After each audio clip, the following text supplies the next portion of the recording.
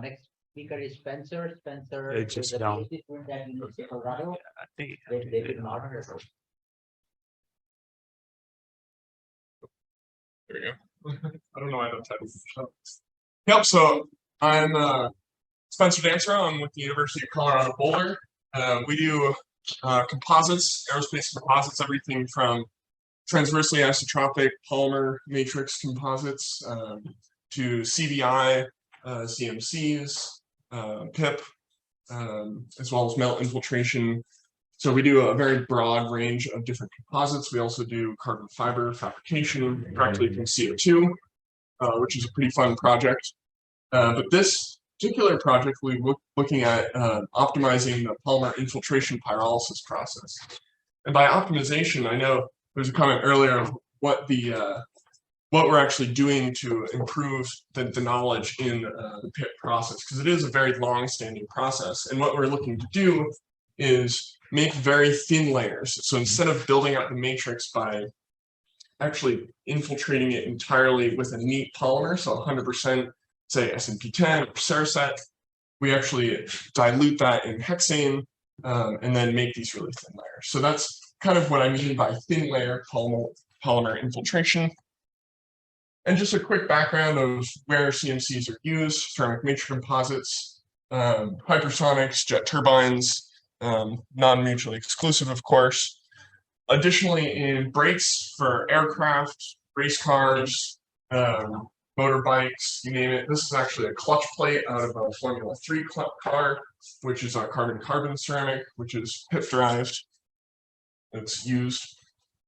You can actually, it's pretty interesting. You can see some of the buildup as it's breaking apart. So that was kind of cool. So the objectives of this, like I said, is to review what's been done so far. Those of you who have seen last year's presentation have seen a few of these slides before. We developed this process a few years ago, but have some limitations. And I'm going to go into that limitation and then kind of what we've been doing exploratory work on improving that limitation. Most notably there is alternative heating methods, which Hildana also worked on, and she presented her data onto that. And I'm going to go a little bit more into what those actual processes are, most notably using microwaves. And then I'm going to show some initial results of this exploratory work. So here are just a few images of the known infiltration of SMP10. This is just neat SMP10. You see as the infiltration, as the percentage of SMP10 goes up, you get larger and larger blocks. So these are about 100 microns across, these big cracking blocks. And this is one infiltration. And most notably, when you would use a PIP infiltrated CMC, you would do it multiple times to then fill in these cracks. And those familiar with the field will recognize this this picture here. It's pretty notable in the 2010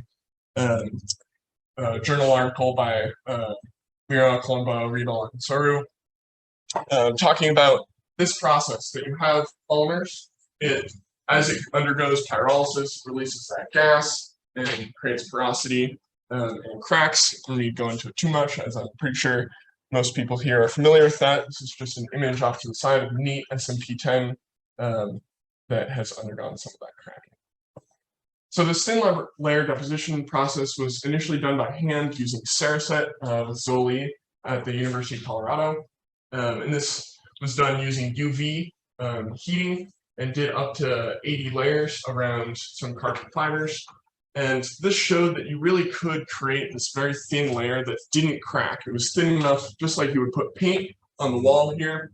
If you have a bucket of paint and let it dry out, you're going to get lots of cracking, just like SMP10 or Ceracet as it undergoes pyrolysis. If you have a thin enough layer like mud or paint or something like that on the wall, it's not going to crack as much because it's shrinking laterally. And it retains that stress within the layer. These are slides from our process that was again developed years ago, where it deposits a very thin layer onto a preform, these fibers. Preforms, we've been using carbon fibers and silicon carbide fibers, single toe about 2 centimeters long. And then we put it into a cross-linking furnace at 350 degrees Celsius. and then over into a 900 C furnace at, for about 50 seconds, and then into a cooling chamber. It's worth noting here that the furnace that is undergoing pyrolysis is always at 900 C, which is really the key root of the problem here, because for the first couple layers, it's not a big deal, but as the mass and the material gets larger, the center of the material basically doesn't get cooked because it's only in there for a time. Because you have to do, in order to make it not an incredibly long process, you have to do it fairly quickly. And they do undergo pyrolysis fairly quickly because it is about a 500 nanometer layer, which you'll see here in a second. That's just a solid model of it. We're using high nickel type S fibers, so notable filament diameter of 12, and because we'll see some of the thicknesses later. The matrix precursor is the Starfire SMP10, which is the industry standard for reducing the ceramic residue down into pure SiC. These are some of the images here where we can see these classic S cracks in the webbing in between the fibers. It's worth noting that while we can get thicknesses around the fiber, it's hard to actually do in a theoretical thickness per layer given a dilution percentage. So here we have 1% by mass SMP10 with hexane as a solvent, and the webbing causes problems when we try to calculate out, what would be evenly distributed thickness across the fibers. We can get an estimate of how much webbing is happening per infiltration, but really the best way to find the thickness is to do empirically. These are seconds in stage, so cross-linking for 25 seconds, pyrolysis furnace C for 50 seconds, and then cooling down for 30 seconds so that we don't, when we drop the polymer back onto it, it doesn't immediately cross-link. Here's 15 cycles, so we can see it's really starting to fill out the fibers. And then here at 30 cycles, again, this is a single toe. We can see that it's nicely filled in without very much cracking at all, those fibers. Now, here, we can think of this like a tuna steak, right? So if you have a thicker sample, something that's more component level, you can't really use this process, and we've seen it actually, that the center basically doesn't undergo pyrolysis because there's not enough time for the polymer to actually heat up to the level. Now we can keep it in longer, but the whole goal of this process is to make it very quick because you need to do lots and lots of cycles, north of like 100+ cycles for just a small sample. So the whole idea here is, can we use a better heating method while staying with the thin layer deposition, because we've seen really good results in limiting that cracking.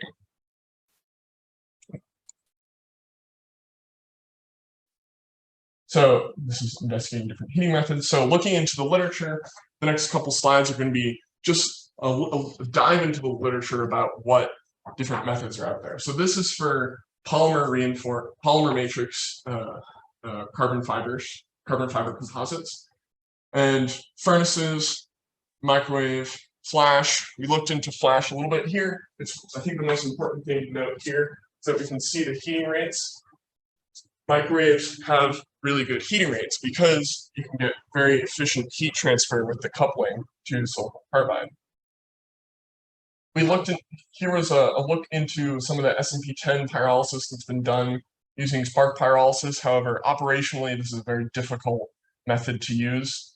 So I won't go into it too much for composites anyways.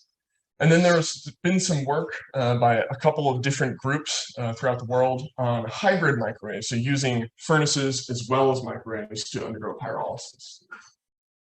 It's worth noting here that this shows minor increase in weight retention as it reduces into a ceramic residue when you use microwaves. And this really is a side effect, wasn't one that I was originally thinking of, but could potentially be very useful as we go to build up fully dense matrices, or even slightly below fully dense matrices for permeable applications. Again, some more background on what has been done there's been work on mechanical properties, and these are for, again, hybrid microwaves, so furnace and microwaves. And these are for SiC composites derived from SMP 10. And you can see here the fibers themselves. We can see filament strength actually increasing as it undergoes heat treatment. And there was another paper which isn't included in here, I don't think, that if you heat it above 1800 degrees Celsius, you actually start to see that go down. So the optimum range here is about, this one shows about 1100, but there's also more literature that shows about 1400, depending on what your heat rate is, can show an increase in strength. These also, it's worth noting that it retains the desirable pseudoductal failure mode. So as you break a composite, ceramic matrix composite, those fibers, the cracks don't propagate through the fibers, but rather they hit the fibers and transverse laterally, and so that the cracking doesn't happen at the same time, same Z location in the matrix as the fiber, so you can actually get fiber pullout. This is very common, and it's worth noting that this behavior is still present in these hybrid microwave composites. As far as heat transfer goes, this is again this is a model, so we can see here is our I don't know if anybody's familiar with microwaves. Or any kind of radiation in wires when you transmit electricity to the skin depth, in which is the actual electricity, or rather the energy, is traveled in. For very conductive materials, it's very, very thin, like copper. For silicon carbide, it's actually quite thick, up to about 8 centimeters, depending on exactly which frequency you use. At 2.45 gigahertz, we can see it's about 2 centimeters roughly, which this is what we were using, is 2.45 gigahertz. This is what you find in your standard kitchen microwave. And then this is the incident intensity of 70 watts per centimeter squared. And here we can see after just about 2 minutes, seeing even in the middle of your 5 centimeter thick sample, you're seeing about 820 degrees Celsius. Now, as a kind of conclusion from this lit review, we can see that volumetrically we heat it much better than what you would get from a furnace, faster heating rate. However, there's the phenomenon of hotspots, right? So within the microwave, we're actually putting these samples in right where you get constructive interference, you get a standing wave. So that's where we're putting these samples for these tests. However, even within those standing waves, there is hotspots that can be created through arcing and other means of physical phenomena. So this is the big problem that has been not solved to date. Now we look to solve that by utilizing our thin layer method, because really it's heating just the silicon carbide fibers when you're first putting a few layers on. And it's not a lot of polymer that you're actually heating with the microwave, because it's only depositing about 500 nanometers per cycle. But we're also putting it within an argon plasma, which the microwaves can initiate. We're using basically a copper igniter within a fork, arcs across, and then once you initiate that, it will actually form a sustained argon plasma. And the goal of that is to additionally give almost a hybrid system where it's radiating heat from this non-equilibrium plasma around the sample, as well as intrinsically heating it. So this is, again, just the exploratory by hand microwave setup, where we've got this quartz tube, which the microwaves do not heat, and the sample inside this is just to not damage the sample. And then this is all within an argon glove box, and then a 1200 watt magnetron. So some of the initial images that we get, this is at 50% power, so 600 watts, and this is again 1% SMP 10, so the exact same dilution that we see, dilution percentage that was used with the furnace system, the standard furnace system. And this is with 3 cycles. And here we can see roughly 600 nanometers per layer. If we take just the diameter, from the outside. That's from several different data points. However, we can see this cracking happening in between the web as is expected, as it's thicker there. However, those get filled in as you put the next set of thin layer deposition into it. Here is 5 cycles. We see, again, more thickness, an average of 680. Now, take these thicknesses with a grain of salt because we've not done accurate cross-sectioning and gotten enough data points to really say, this is exactly the thickness, but again, this is an exploratory work. Here again, you can see cracking in between the webbing, as would be expected.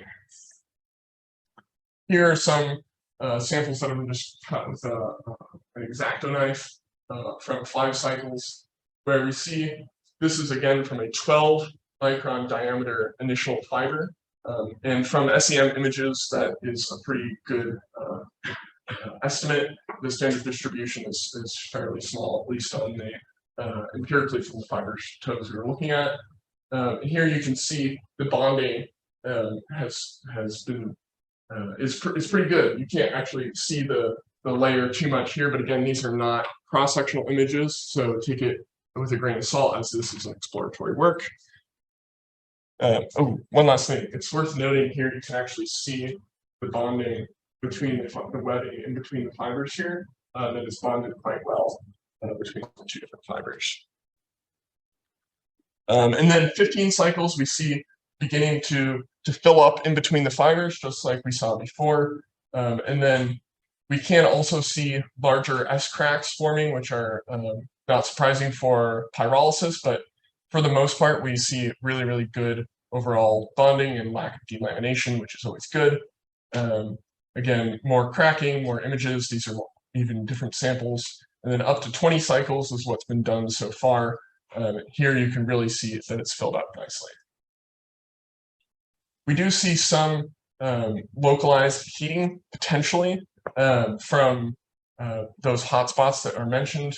This is 20 cycles. We see really nice, but occasionally we'll see these areas where it looks like potentially overheating has happened and has caused these imperfections, which of course would be stress concentrators under mechanical loading. Now, one thing that was really interesting is this sample, which is wasn't cooked as long. So I guess we'll back up one. All of these samples are under 5 minutes of microwave, just to fully make sure that it actually has heated up enough. Really, one of the things that we do need to do is verify what the temperature is, which is we have not found a good solution for yet.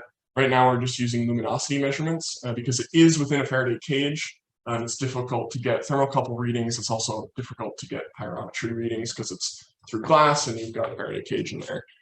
So there are definitely methods that can be used, but we have not really nailed those down entirely yet. So this was not as long, and we can actually see these little fibers as the fibers have pulled apart before it's cross-linked, and it's almost drawn out fibers like you would like hand draw fibers, but it's S&P10. So that's kind of an interesting thing. Some of them are quite thin, as you can see. Thinnest radius here is diameter is almost just under 250 nanometers.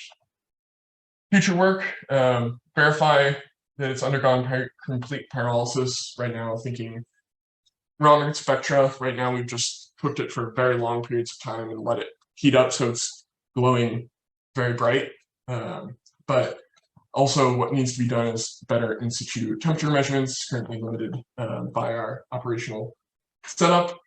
And then the conclusion here is that we think this deserves a full investigation to see really what's going on in terms of heat transfer, scalability, lamination quality, and how it behaves when you start adding things. We've done actually a few tests where we've added 10 nanometer, I think it was 10 nanometer particles into the solution as well. So we've looked at how that's bonded and had initial success on that. I mentioned that because you brought it up earlier. Yeah, so acknowledging NSF PIRE, Hugh Boulder, Hildana, and then my advisor, David Marshall from the university. And I will take any suggestions and questions this